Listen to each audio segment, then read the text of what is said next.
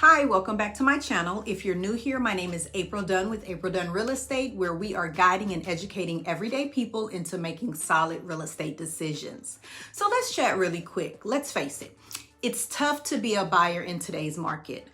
Lots of people are migrating out of the city and into the suburbs, and there's just so much buyer competition out there.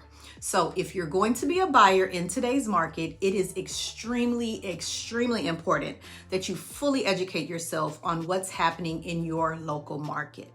So in this week's video, I'm going to break down one of the most common terms you're going to come across when you're shopping in this market. And that phrase is highest and best. You may also see the phrase best and final or some of a derivative of that, but they all essentially mean the same thing. So let's break it down.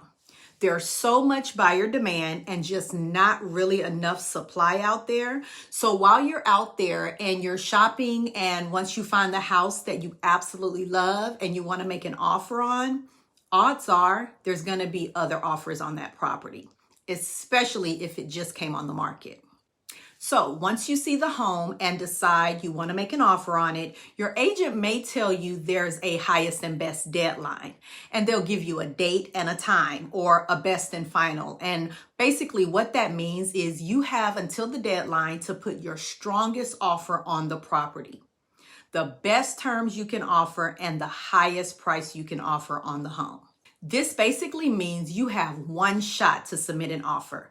There is no negotiating. There is no back and forth with the seller. The seller is going to look at all the offers they have on hand by that deadline, and they're going to make a decision, and they're going to pick one. So your highest and best has to be your true highest and best on the property. Now, I get asked the question of, do I really have to hit the deadline? And truly, that's going to come down to the agent and their discretion. But the reality is, the real reason the seller does this is, number one, they want to put all the buyers on an even playing field. And number two, they want to make sure that they are fully aware of all the options and all the offers on the table so they can make an informed decision. And if you don't hit that deadline, say, for example, the deadline is 8:00 p.m. on a Sunday night, and you submit your offer on Monday morning. Well, the seller may have already accepted an offer, and they're under no obligation to review yours. In these type of situations, it's extremely important that you surround yourself with a qualified, knowledgeable professional.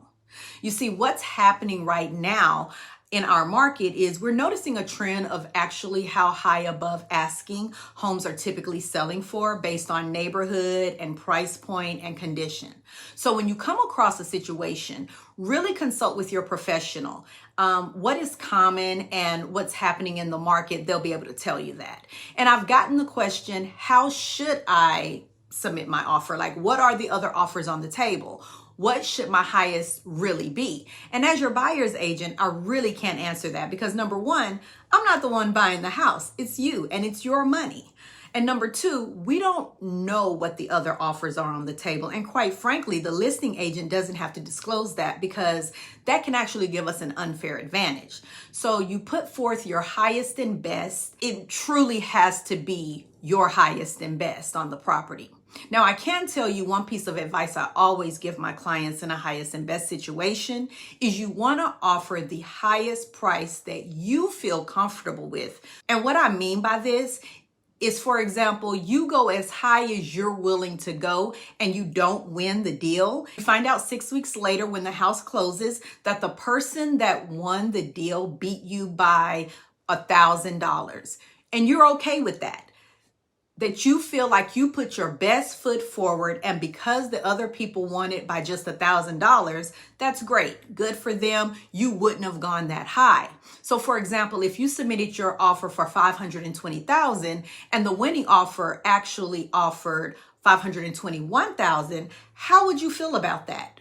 Would you be sad that you lost by $1,000? Because if so, the reality is you really didn't go as high as you were willing to go on the house. My other piece of advice to buyers out there is to be ready to make a decision. Unfortunately, with the circumstances being what they are, you have to move quickly. You have to be able to decide right away when you walk into a home or when you're done viewing the home, whether or not you want to move forward with an offer on it, and be ready. I talk a lot about getting pre-approved, narrowing things down, really focusing on exactly what you want so that you can make a fast decision. And in today's market, that is super, super important. So as a buyer, be ready to move quickly. As always, thank you so much for watching. I really hope you found this information helpful. If so, please like and subscribe so that you're notified whenever we drop new videos each week. You know, I really enjoy making these videos for you every single week. So if you have an idea for a future video or a suggestion, please just drop it in the comments below. Again, I'm Courtney Dunn with April Dunn Real Estate.